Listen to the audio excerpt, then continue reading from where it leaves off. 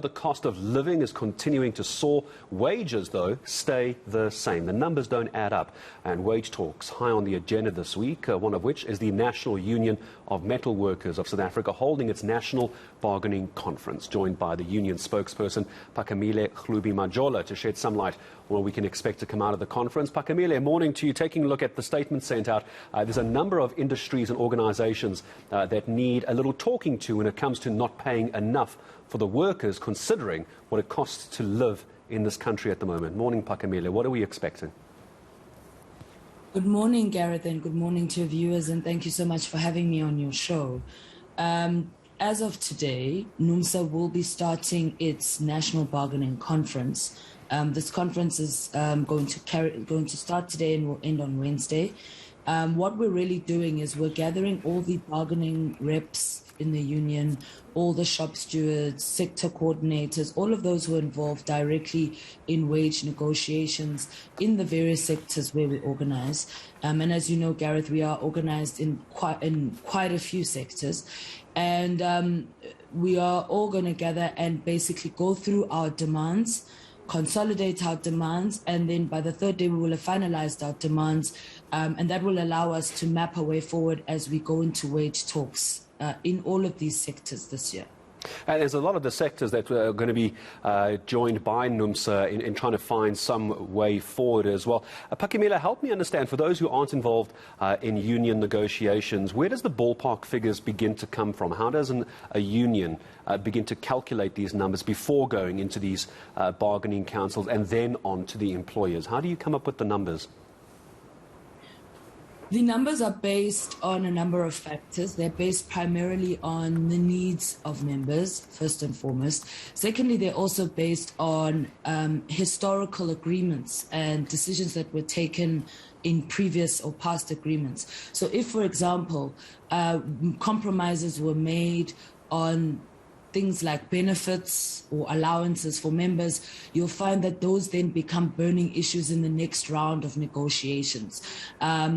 What is also obviously informs the decision is the socioeconomic circumstances facing our members. The petrol price is very high. The cost of living in South Africa is very high. As you know, there are many reports that have been released in the media, certainly talking about the bread basket and the extremely high cost of food. In fact, at the NBC this week, we are going to have a presentation from that group that actually measures the bread basket, the Peter Maritzburg NGO that measures the bread basket. Their representative will actually be addressing us today. We are also going to be receiving an input from those who are in the sector. So in other words, the industry players. We've got a representative from the National Association of the Automobile Manufacturers of South Africa. They'll be making a presentation and giving us input. The Department of Mineral Resources and Energy, the DDG, will be giving input today. So we really, as we go into talks, we are not just speaking in isolation. We're always conscious of the broader socioeconomic framework under which we operate, and that's actually what gives us, that kind of information in terms of what we should demand.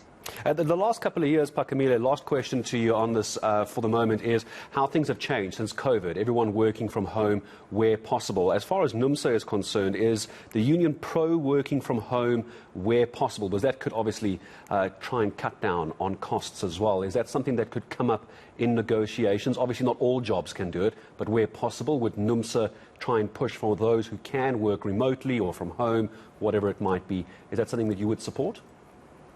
We're not opposed to that. Obviously, COVID has forced many people to adjust, ourselves included. So we do recognize that working from home is a possibility. Technology enables you to do that.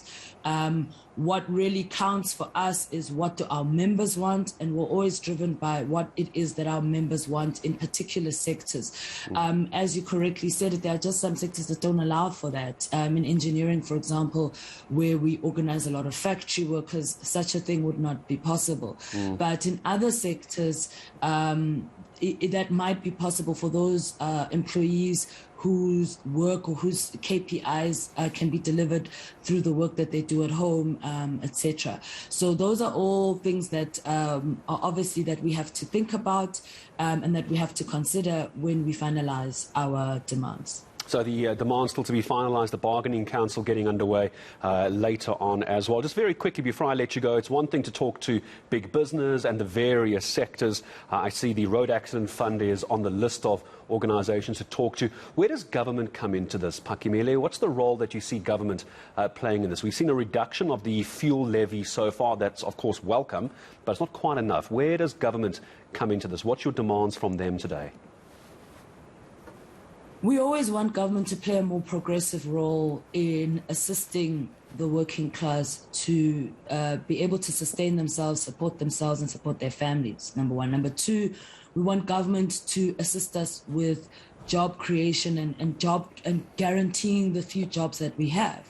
And one of the things that we try and do as much as we can is to work with government, or even sometimes where in the industries where we're organized, where we feel that government intervention is required in terms of policy changes. As you know, we've historically intervened on behalf of steel employers for government to intervene in the cost of cheap steel in order to support the sector. So it's not unknown for us to make those types of interventions as a trade union.